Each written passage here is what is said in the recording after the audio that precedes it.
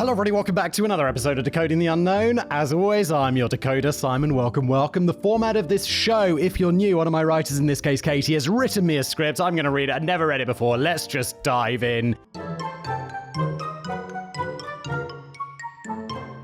We're talking about the Kasha of Kaimuki, a Hawaiian horror story. By the way, I looked up the Kaimuki pronunciation. I already got it wrong.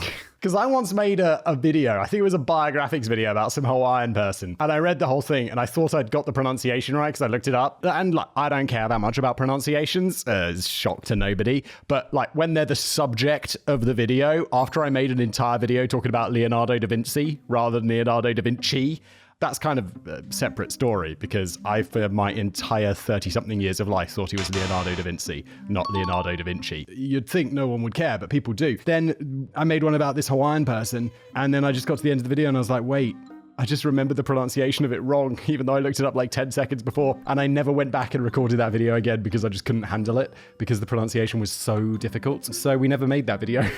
And ever since then, I'm like, Hawaiian pronunciations, oh God. So when I've been putting this one off, I've been putting off recording this episode of Decoding because I just know it's going to be a nightmare and I'm just mostly going to guess. I apologize, anyone who cares about this stuff. I don't know a whole lot about Hawaii. To be honest, the only references I can really come up with are season 1 of The White Lotus and underrated Disney movie Lilo and Stitch. Aloha! I've not seen either of these. I've heard White Lotus. I thought it was just White Lotus, but apparently it's The White Lotus. Is very good. I've heard several people on podcasts talking about how they're watching White Lotus and enjoying it. So I will probably check that out. The only thing I know about Hawaii is where Lost was filmed. Guys, where are we? And I'm rewatching Lost right now because I watched a YouTube video with some dude who was like, everyone has got Lost wrong. It's actually amazing. Because I saw it like when it came out, 15, 20 years ago. And I really enjoyed it. And then I thought it was a bit shit at the end. And this guy made the argument that it's an excellent show. It was just ahead of its time because it's perfect for binging. So me and my wife, who's never seen Lost somehow, we're watching it. And we watch an episode every day. And it's really good. I'm enjoying the hell out of it. So, oh my God, we're 3 lines in. I apologize. We're already 3 minutes in. That's 1 minute per line. If that's how we continue for the rest of today's episode, we're going to be here until, forever.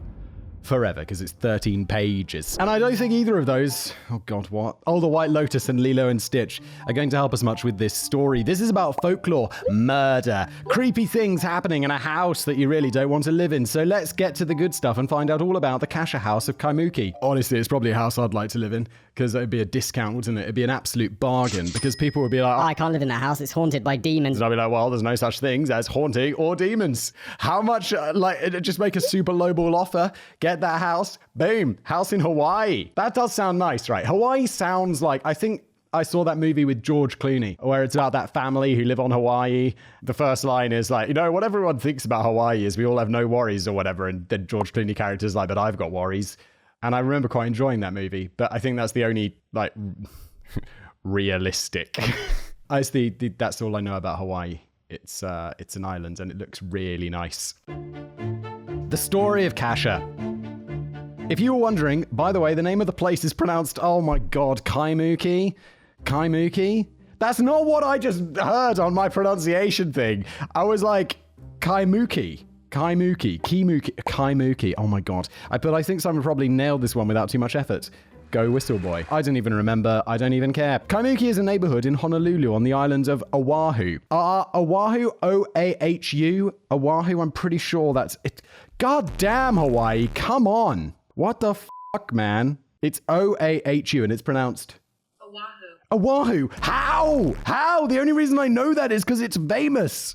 I should go to Hawaii sometime. It's really far though. It's like Australia. I'd love to go to Australia. It's just really far. Kaimuki is a neighborhood in Honolulu on the island of Oahu. It currently has a population of about 50,000. It's apparently a bit of a foodie hub and it looks pretty awesome on Google Images. But somewhere in the residential area of Harding Avenue and 2nd Avenue, there lies a dangerous, restless demon intent on dragging unclean souls into the fiery pits of hell. Let's talk about Kasha. While Hawaii has many of its own demons and supernatural stories, stories, the Kasha is actually a demon from Japanese folklore. I found this kind of confusing as to why would a Japanese demon set up shop in Honolulu, but apparently Japan has had a long love affair with Hawaii, with Japanese people immigrating there in solid numbers since the 19th century, so I guess the Kasha tagged along. The only thing like Hawaii and the Japan that I tie together is fucking Pearl Harbor.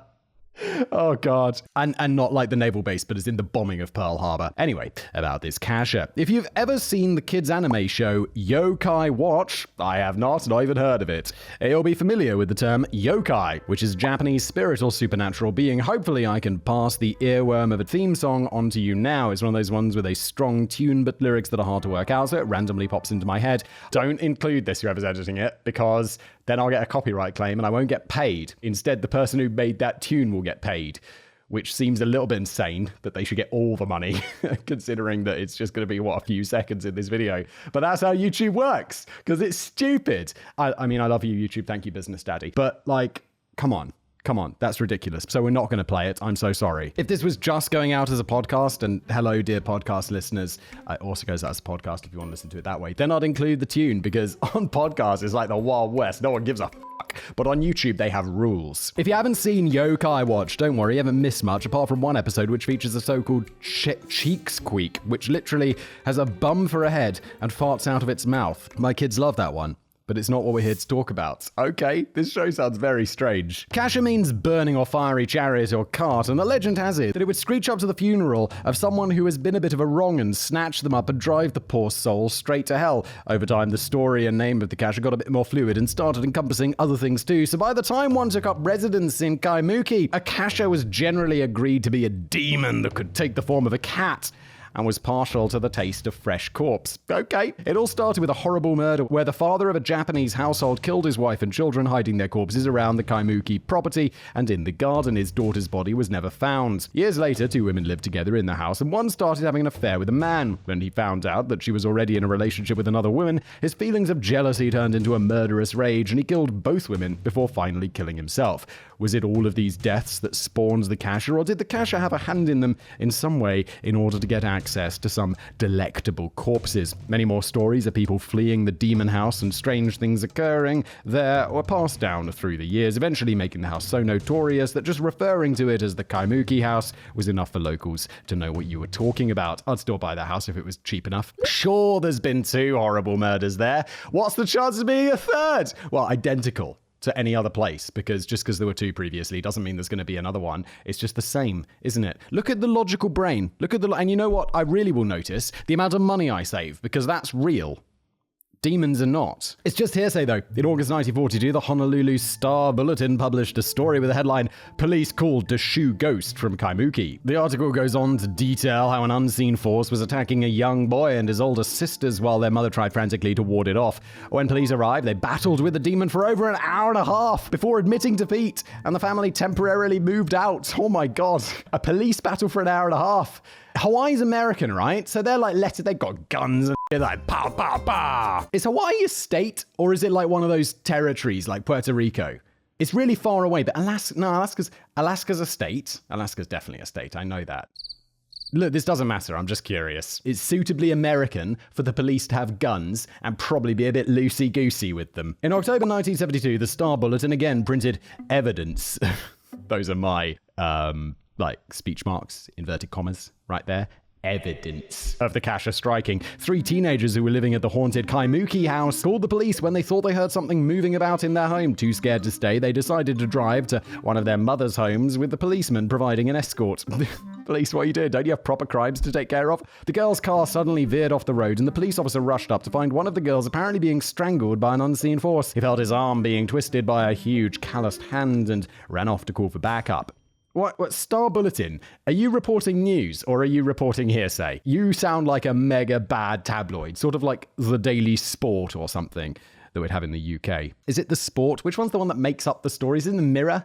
I don't know if they print it anymore, but it used to just be like, ghost attacks policeman. And that's the sort of shit that they'd print. There's a news story, but it was just sort of made up. When another police officer arrived, they took the injured girl in their car, but the engine wouldn't start. She went back to her friend's car, and both cars then started, and everyone drove off. Just a few seconds later, the door of the girl's car flew open, and the teenager was ejected into the road again, trying to fight off an unseen attacker. The situation was only resolved after one of the police officers threw water and salt The power of Christ compels you! from a nearby cafe over everybody, which he had remembered his grandmother telling him was a way to dispel ghosts. What is going on? In 1994, historian Glenn Grant published Obake, Ghost Stories in Hawaii, pronounced Obake. Nailed it. Maybe I'm not bad at pronouncing Hawaiian. Nice! Which told stories based on the accounts of a real-life detective, Arthur McDuffie. The Kasha makes a scary and almost deadly appearance in the appropriately named The Kasha of Kaimuki chapter, where, as well as attacking the detective on more than one occasion, it seems to have gained a liking for ripping apart human bodies. So that brings us up to the present day, and you wouldn't think that the Kasha would still be hanging around, right? No, wrong! Writer Keith Mann lived in the infamous house for a year sometime in the late 20-teens. 20-teens? I've never heard it referred to that way. Is that like, 2018, 2019, 2017? That sort of time? He had a vague 20-teens? Yeah, it must be. Small brain Simon, get it together. He had a vague awareness of the notoriety of the Kasha house, but according to a piece he wrote on his website, theoverlyopinionated.com, it was... that website title is a bit cringe, isn't it? I mean, no offense. What was his name? No offense, Arthur. It's a little bit cringe. It was only when he had to sit down and type out his new address multiple times to change it that it finally sunk in that it cheerfully moved into what was arguably the most haunted house in Hawaii. Whoops-a-daisy. Did he witness anyone being ripped limb from limb by invisible demons or see anyone being dragged off to hell in a fiery chariot? No. Did anything weird happen to him while he was living in the house? Oh, yes. Keith Mann states that he's not really a believer in the supernatural and is skeptical by nature, but he had a few experiences during his year-long tenure that definitely rattled his cage. I have to say, look, if I was and I'm not saying that Arthur's doing this in any way whatsoever, maybe we'll come to that conclusion later in today's episode when we've learned a little bit more, but if I was writing a book, or a blog or whatever about ghosts, I'd be like, I started off as extremely skeptical. And it feels like, yeah, but were you really?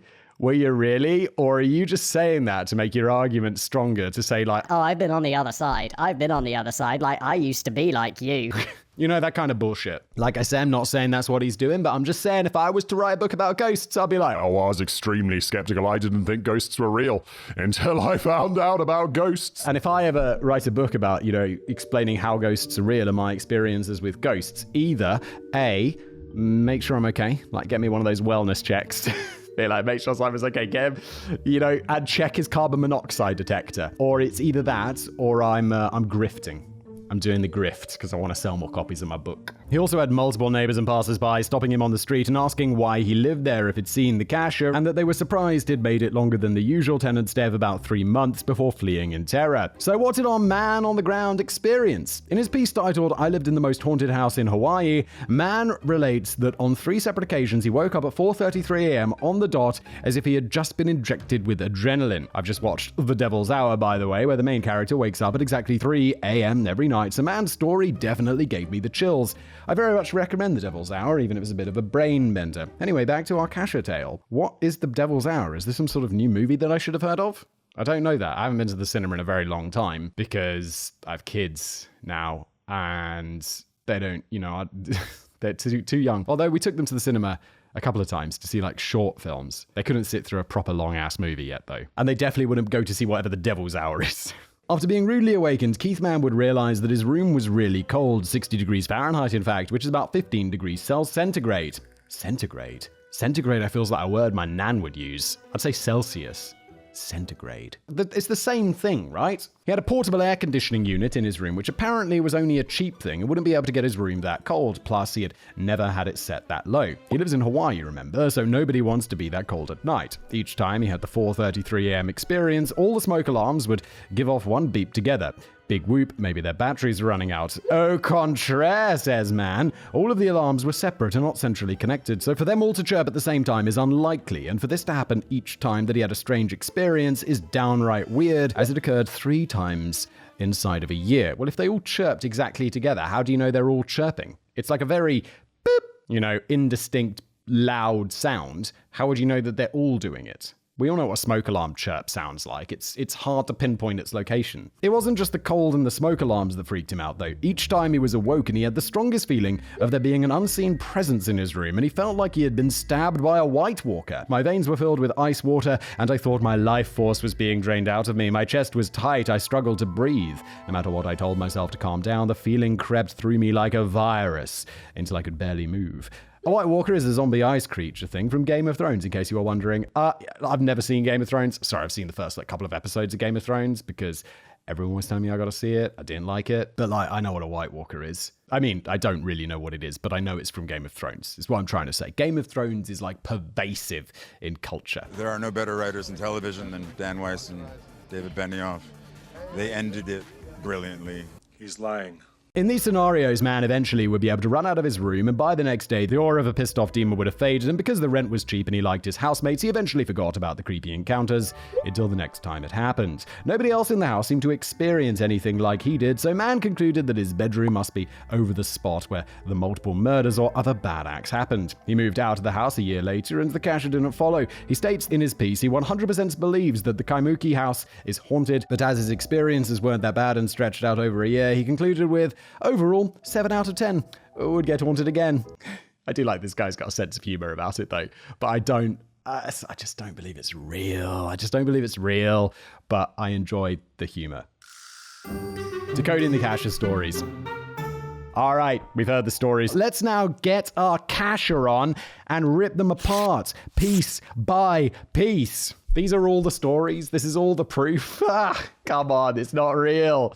Someone's going to get a bargain on this house. We'll take it right back to the start with the demon itself. As we said, the origin of the Kasha is from Japanese folklore and was apparently a fiery cart that picked up unworthy people's corpses and drove them straight to hell. This somehow became warped and changed over time, possibly by mistranslations or by merging with other tales to become a sort of corpse-eating, shape-shifting cat demon. The Kasha that reportedly set up shop in the Kaimuki house was also now some sort of violent spirit that had started attacking the living. So basically, the thing in the house isn't what the myths and legends books would really recognize as a Kasha, but let's keep calling it that for want of a better demon name. I don't know. Well, let's just call it John.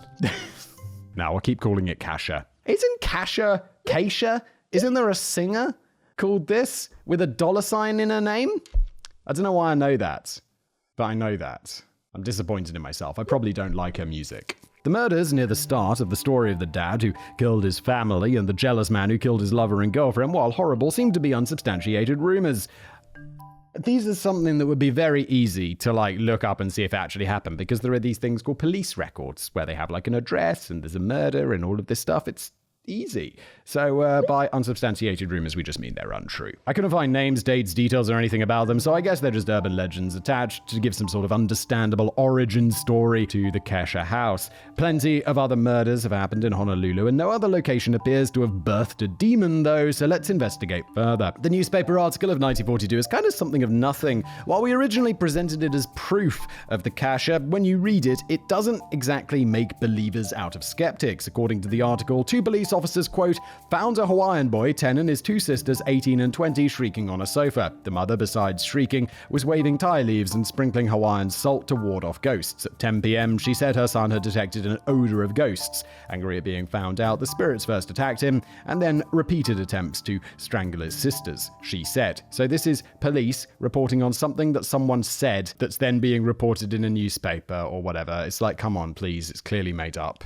Someone at some point is making this up, and it's probably the people who are reporting it to the police, which then gets embellished, and then embellished again, and then embellished again, and then de-embellished by me. I didn't know ghosts had an odor, but there you go. Apparently they do, and they get all snippy about it when you sniff them out. The strangling aspect is probably the most interesting thing for me here, as it comes up again in my next example. But sticking with this one, the mother then goes on to say, quote, my husband who left me is to blame. Not sure exactly what she's getting at here. Is he the one merrily attacking his own kids wearing an invisibility cloak? Did he summon demons to do it for him? If demons spawned every time one partner leaves the other, I think half the population would have been strangled by ghosts by now. Anyway, the police were not able to do much to help, as the article reports after 1.5 hour struggle, police and family yielded the home to Kahuna and retreated at 3 a.m. to the mother's sister's home. Wow, an epic 90-minute struggle with the supernatural, and that's all the press it's given? A kahuna means a preeminent person or thing, by the way, i.e. the demon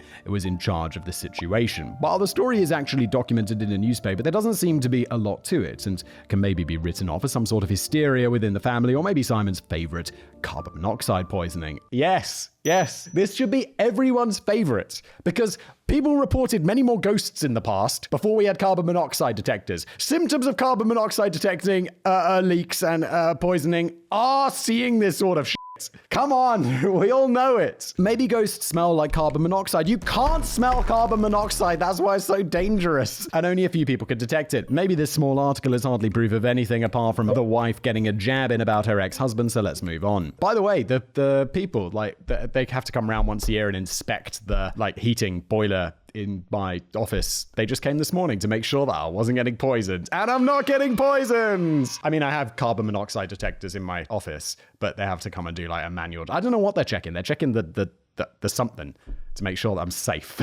Which is nice, because I don't want to get poisoned to death. The next part of the historical record that supposedly relates to the Kaimuki house is the piece about the 3 young women or teenagers who were attacked by the Kasha while driving away from the house. Again, an unseen force tried to strangle one of the teens, with the police officer confirming that the hands and arm he apparently felt definitely did not belong to any of the women in the car. What do we make of this story? Again, we've got young women being attacked and strangled, police involvement, and the sprinkling of salt to dispel the spirit, which worked in this case. Surely this warrants a bigger write-up than a brief mention in a local paper. And looking into the article more, the story actually appears to be one of several in a larger piece under the main heading of spook stories.